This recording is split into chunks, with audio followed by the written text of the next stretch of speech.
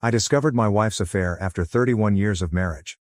Gathering evidence, I secretly prepared for divorce, secured my assets, and exposed her. I work as a primary school teacher, so my schedule is very stable. I have regular hours at school, and Tuesday afternoons are earmarked for staff meetings, which usually last until 6 p.m. As a result, I was generally home by 7 p.m. Terry, my wife of 31 years, was frequently exhausted on Tuesday evenings from her gym routines. So I frequently took the initiative to make dinner while she washed and took care of other household chores. I work as a primary school teacher, so my schedule is very stable. I have regular hours at school, and Tuesday afternoons are earmarked for staff meetings, which usually last until 6 p.m. As a result, I was generally home by 7 p.m. Terry, my wife of 31 years, was frequently exhausted on Tuesday evenings from her gym routines. So I frequently took the initiative to make dinner while she washed and took care of other household chores. However, one day, our school principal shocked us by canceling the staff meeting. It was still just 3:30 p.m., so I decided to leave early and get a jump start on supper preparations. Before Terry returned from the gym, I planned to finish up some last-minute domestic duties. I had sensed her becoming more distant recently, and I hoped that a candlelight meal and a calm setting, devoid of the regular domestic procedures, would reignite our intimacy and passion. Our marriage had been going through a difficult period, often centered on money difficulties. Terry grew increasingly distant from me. She appeared to want greater control over many elements of our lives and would become obstinate and angry when things didn't go her way. Despite these problems, I considered myself a patient man. That day, I arrived home like any other day, parking in our garage, which was fairly far from our house.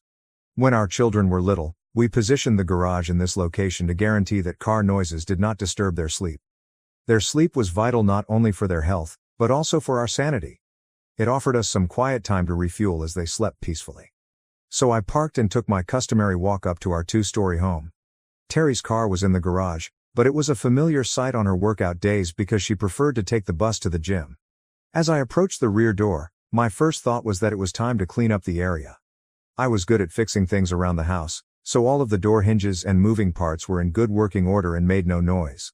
Nothing bothered us more than noisy doors and squeaky hinges. However, the first thing I noticed was Terry's purse, which was still sitting on the kitchen counter. I knew she'd be upset by it. Terry was diligent about having her purse close by no matter where she was in the home. This surprising sight diverted my attention, and I started noticing other unique things. Her exercise clothes, mostly a snug leotard and a large towel, sat on the floor beside the kitchen counter. Then I heard sounds from our upstairs bedroom. I considered the likelihood that Terry had fallen ill unexpectedly and was upstairs. I walked the carpeted stairs slowly and softly, almost stumbling over a pair of men's shoes left on the steps. Those shoes were certainly not mine, nor were the slacks, shirt, tank top, and socks sprawled across the rest of the stairs. They were mixed in with Terry's undergarments, which she reserved for special occasions such as our wedding anniversaries. I came to a standstill. My skin became clammy, and my blood pressure dropped, causing my heart to temporarily skip a beat. I had to sit down on the stairs to gather my thoughts. My disbelief evolved to anger, and feeling I rarely experience. As a result of years of handling 30 children every day as a teacher, I am usually calm and controlled. But now, that calmness has escaped me. Adrenaline rushed through my veins, and I felt angry like never before. I'd never even participated in a real fight. These sentiments were completely unfamiliar to me. In the midst of these weird feelings, curiosity pushed me to slowly climb the stairs and enter our shared closet. There were 2 doors in front of me, one leading to the bedroom and the other to the upstairs bathroom. To get to the bedroom, I had to go through the ensuite bathroom, which led to our large walk-in wardrobe. From there, I could get into our bedroom. At the wardrobe door leading to the bedroom, I could see what was beyond. The closet door was slightly open and positioned perfectly for me to see the bed. It was like watching a horror movie, and I couldn't take my gaze away. I'd been hearing those moans and grunts all along, but now I was overcome with a powerful combination of rage and shock. I grabbed my phone and began documenting what I was watching. I knew I'd need this footage later, to persuade myself that it was all genuine and that I wasn't stuck in some terrible nightmare. It would provide evidence for the upcoming encounter with Terry. My attention was riveted on the awful spectacle of treachery unfolding in front of me. This was my wife, my lover, my life partner, and someone I had put my complete trust in. She was our adult children's mother, a woman in her 40s who worked out, did humanitarian work, and most importantly, expressed her love for me. This was betrayal in its most basic form. I had to stop recording and silently go down the stairs. I left our property and began strolling, unsure where I was going. But finally, I found myself in a park far from home. I sprayed water on my face, sat down, and watched the video on my phone. To avoid disturbing the youngsters playing nearby, I turned down the volume. The devastation of my life and all I had come to accept as normal was right there on my phone screen, preserved in digital reality. It was the devastation of our marriage. And it was at that point that I finally allowed my tears to fall. Update. It was around 7 p.m., which is when I usually come after staff meetings. I found myself at home, standing by the back door. Terry realized something was wrong right away. My unkempt appearance, red eyes, and pale complexion were obvious symptoms. She inquired with genuine concern. "Honey, what's wrong? You look really pale. Is everything all right? I'll get you a drink. Are you okay?" Her eyes expressed her concern. I couldn't bring myself to tell her the true reason for my concern. In a weak voice I said, "Not really. Something upset my stomach, possibly lunch. I'm taking a shower and going to bed." Terry replied, "Okay, hon, but take a container with you to bed. If you puke, it might be on the nice clean sheets. Those once clean blankets were now stained with something far worse than last night's dinner. Treachery." I said more forcefully, "It's okay, I'll sleep in the spare room until I feel better." And proceeded to the extra downstairs bedroom. That was how things went for the next few days. Terry continued her customary routine, seemingly unconcerned about my discomfort.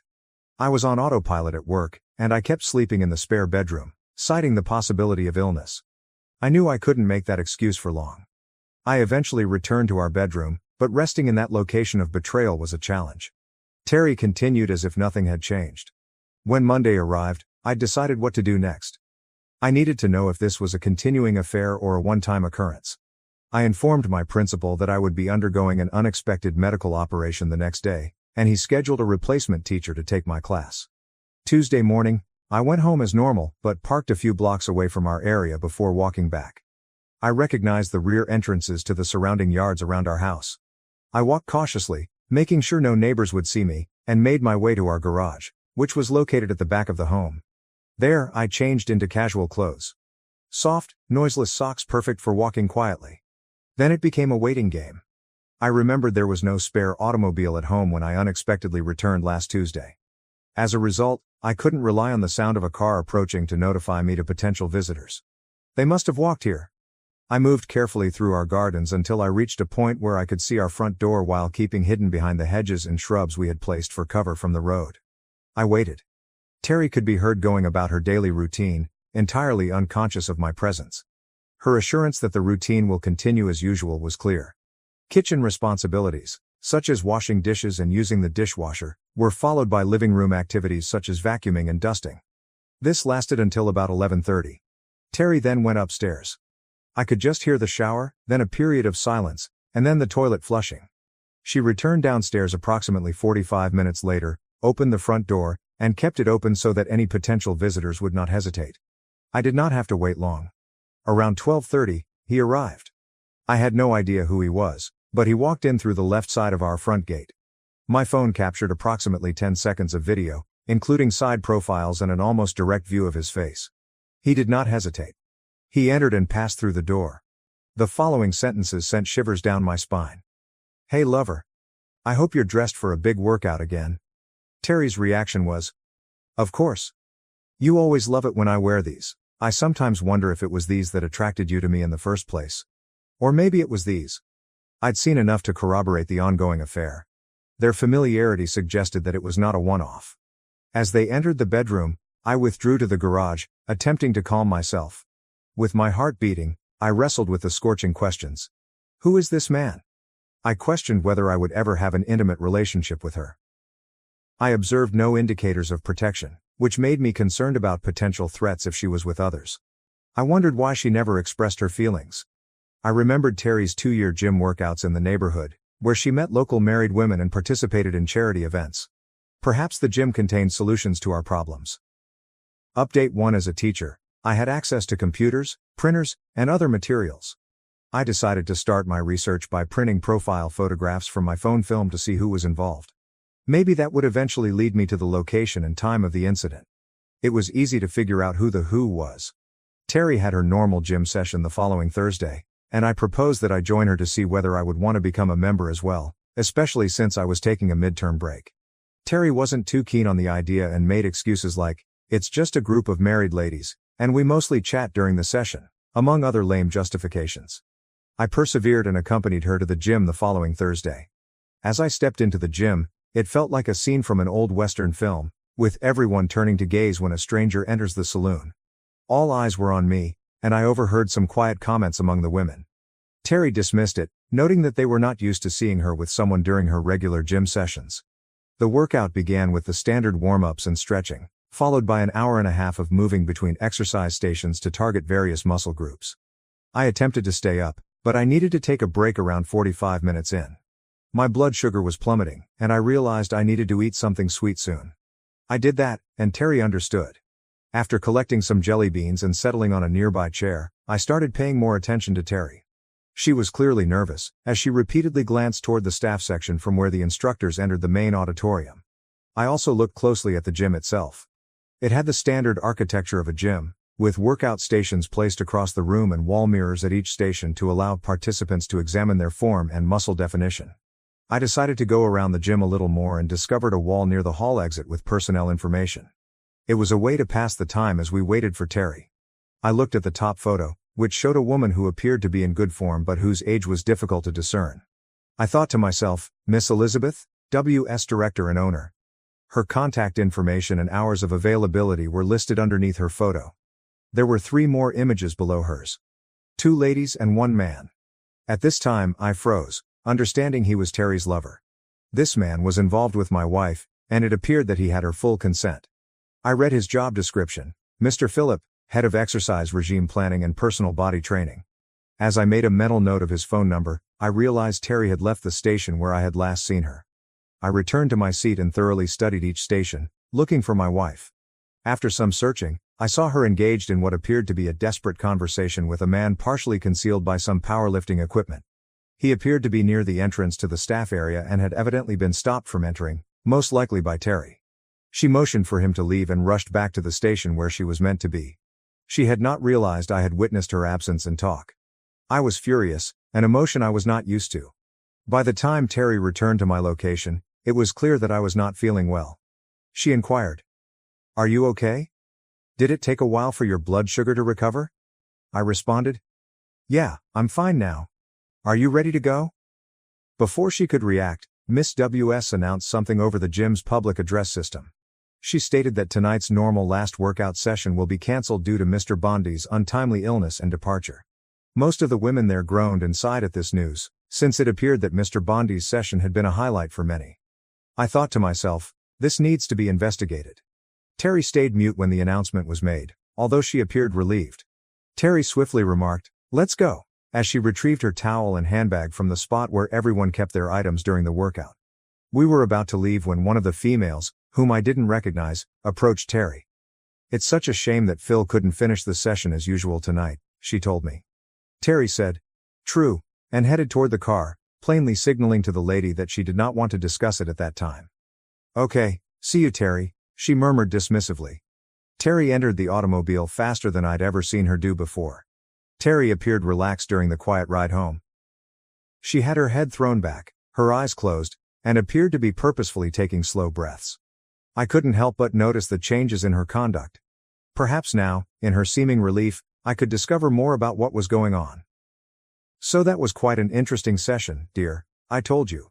The workout stations seem to be set up really well. No wonder you're looking so fit and trim." "Thanks, honey," she said. "You're absolutely right. They offer an extensive program, and I enjoy going there. The ladies are friendly too. It's just a shame about Mr. Bonte," I prodded on. "You mean Boney?" She made a hasty correction. Philip Boney. He usually wraps up every session with an exercise routine that really challenges everyone, pushing their bodies to the limit. It was disappointing that he wasn't there tonight. Inside, I couldn't help but think, she's completely committed to this lie. I understood precisely how far Mr. Bondi was pushing her body, but all I said was, maybe next Thursday he'll be feeling better.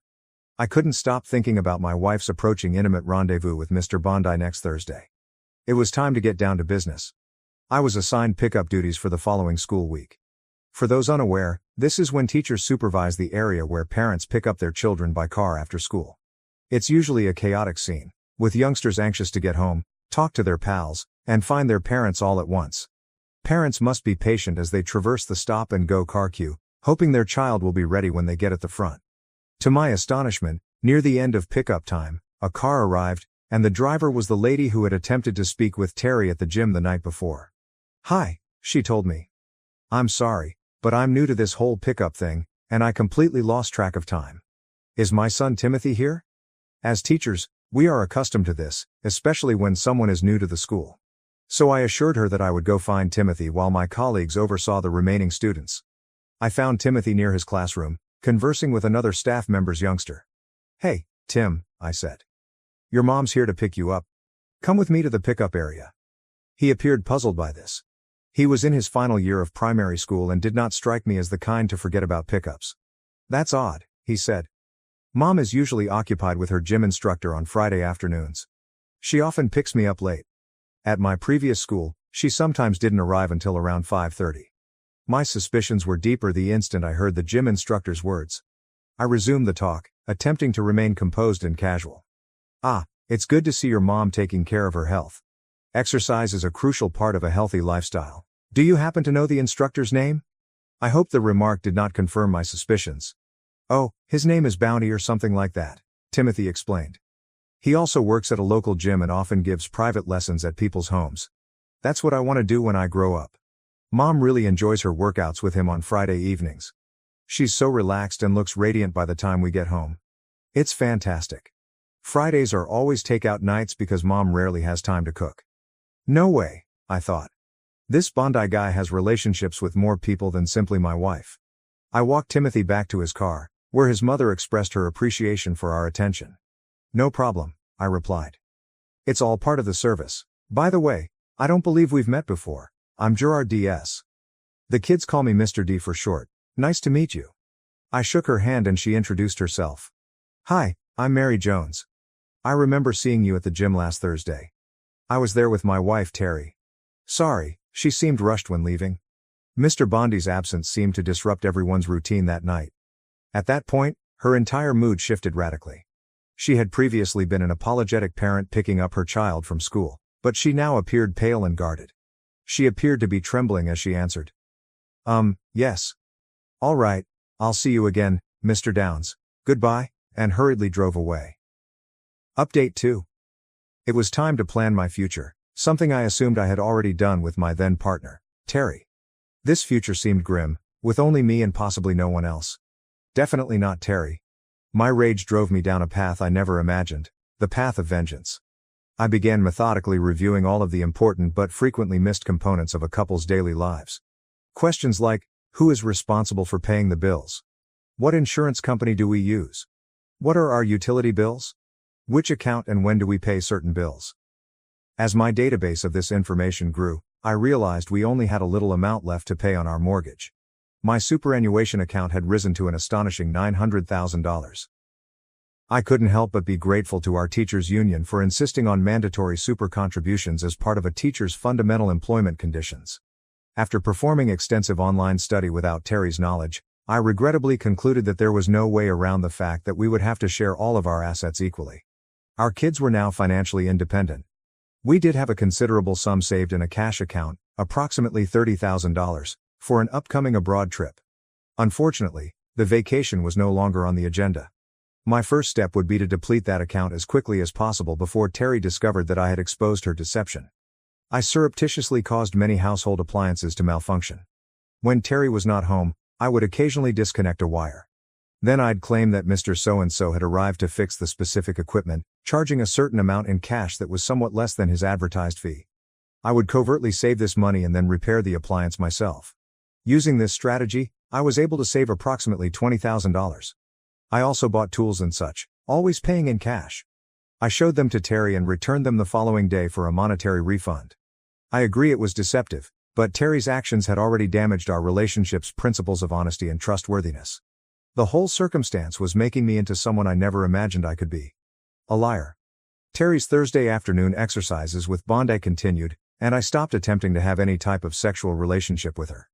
We simply coexisted like two housemates would. My personal possessions gradually disappeared into the garage's crates.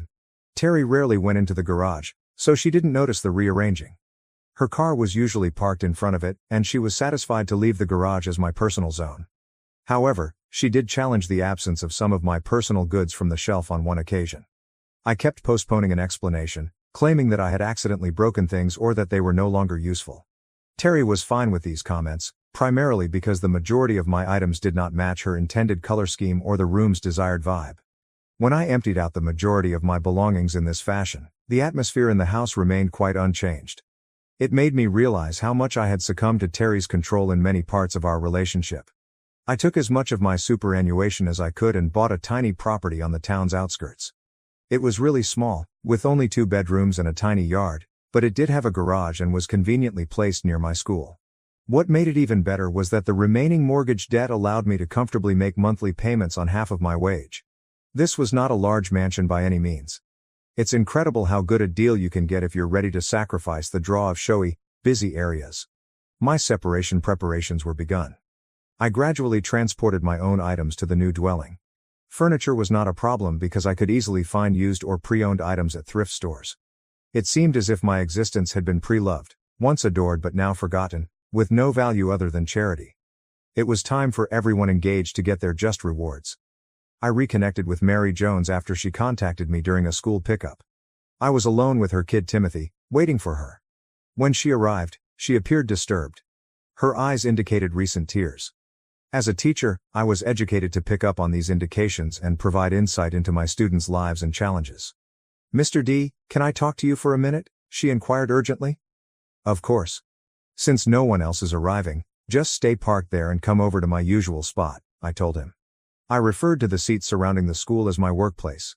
She parked her car, Timothy played with his soccer ball, and we sat on the bench near the pickup area. "I'm not sure how to begin what I need to tell you," she told me.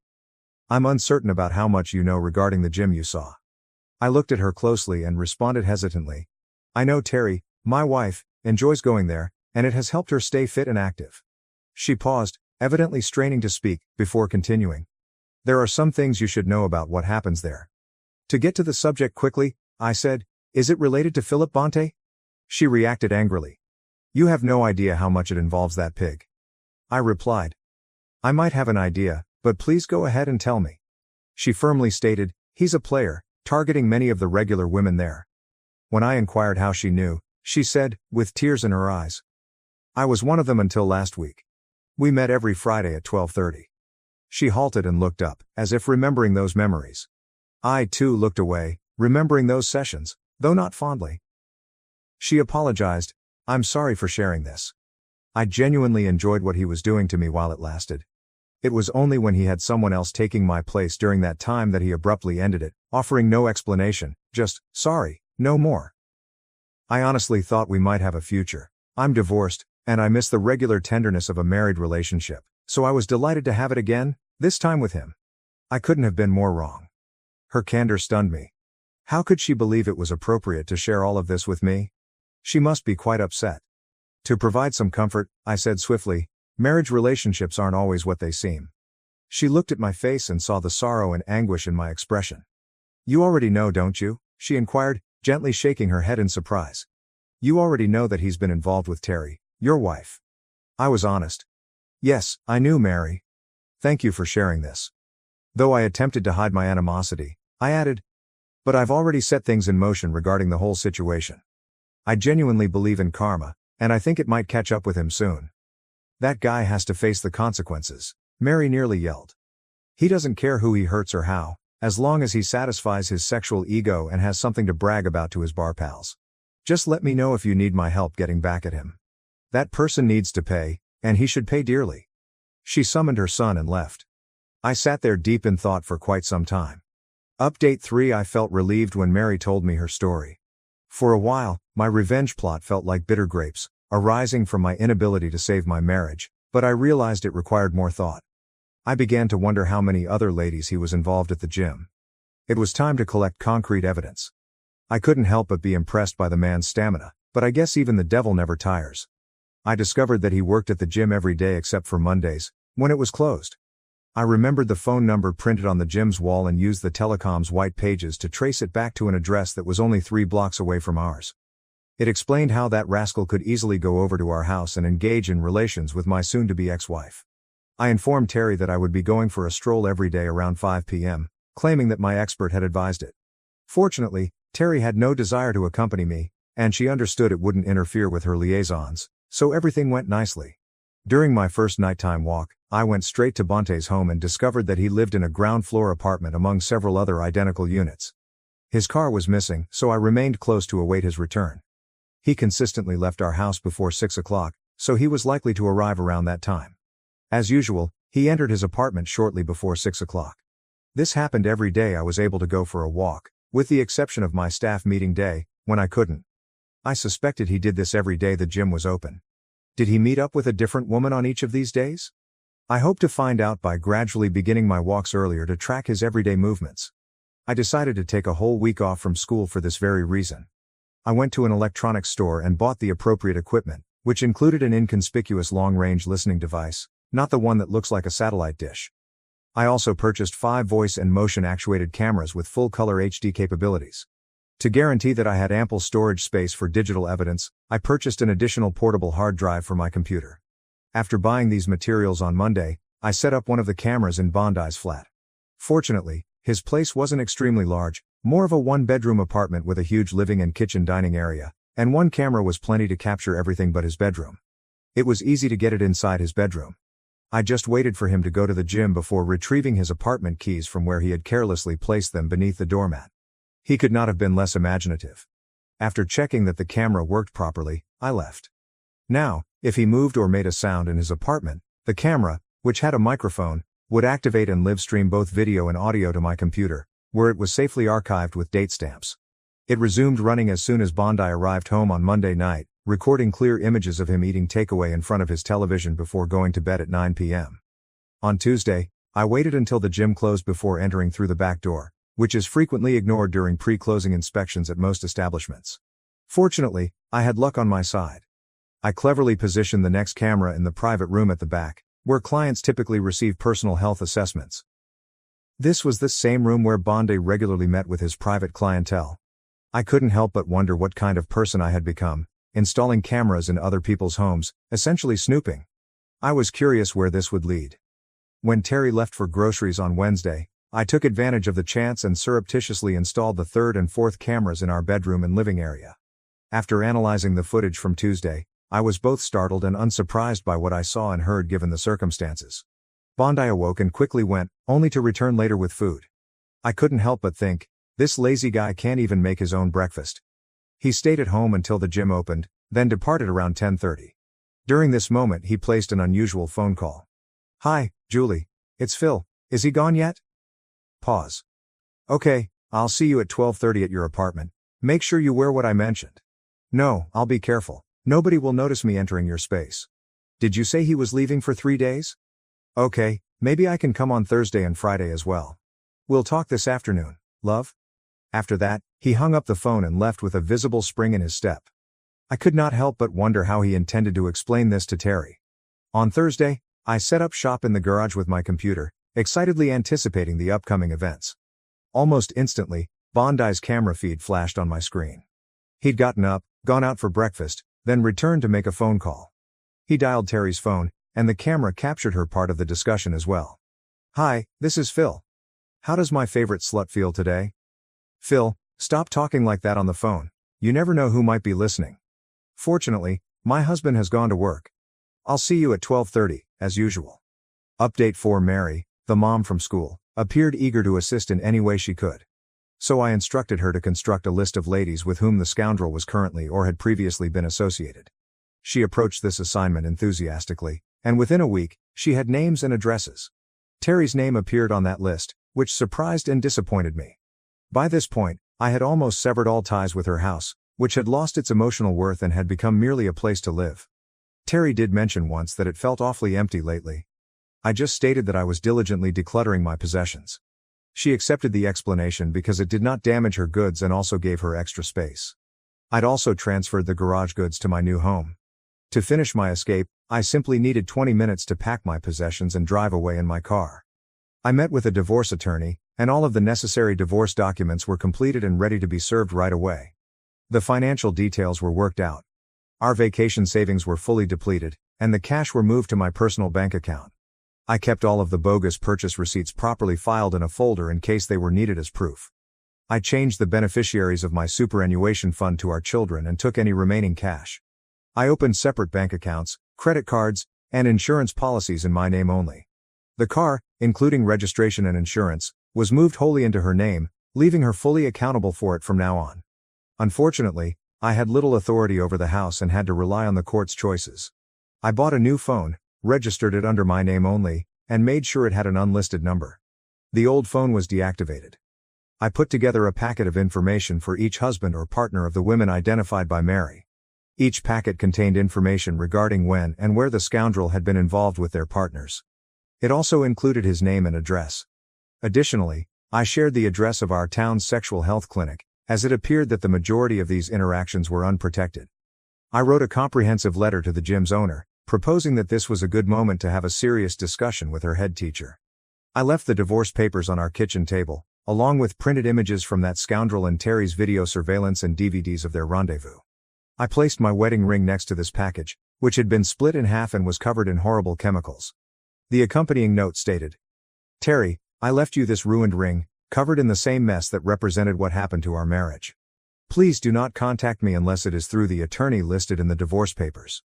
I have requested that the school block your access to the school premises, so please avoid attempting to reach me there. Causing disturbances on school grounds can result in immediate police action. I've also informed our children about my actions to avoid confusion about why this separation occurred. I've sent copies of the DVDs to them so there can be no false narratives about who initiated the separation." Final update. I drove to my new house and waited for the full extent of the fallout. The local newspapers discovered a scandal at a nearby gym. The proprietor had no choice but to close his firm and leave town. Meanwhile, a former gym instructor was found in a downtown back alley. He was alleged to have been assaulted by an unidentified group of male attackers. A rapid influx of divorce petitions inundated the local court, and several homes were listed for sale. Terry returned home that fateful day, discovered my farewell gifts, and immediately fainted. A neighbor overheard her screams and saw her collapse. Our astute 70-year-old neighbor quickly figured out why Terry had fainted. She immediately contacted emergency services before leaving her house, leaving the door open. Terry attempted to call me but was unable on any of our phones. She even attempted to visit the school, which led to her incarceration. After spending the night in the holding cell and receiving a stern warning from a magistrate, her attempts to contact me dropped significantly. Our children were outspoken in their criticism of her evident cheating. Fortunately, they were both married and had inherited my more ethical views on fidelity, rather than Terry's. The divorce processes were concluded, and the outstanding financial concerns were addressed in accordance with the regular procedure. Terry had to sell the house, and the funds enabled her to buy a smaller property in the outskirts, where she now lives alone. The stigma of being labeled as one of the notorious gym sluts never left her. When she went uptown, she received many sidelong glances and whispered snickers. Her melancholy as a result of this rejection and embarrassment forced her to seek treatment in a psychiatric hospital. As for me, I continued my teaching career while living happily in my new home. Thank you for watching. If you haven't subscribed yet, please do so and hit the notification bell to stay updated with more shocking real-life stories happening around you.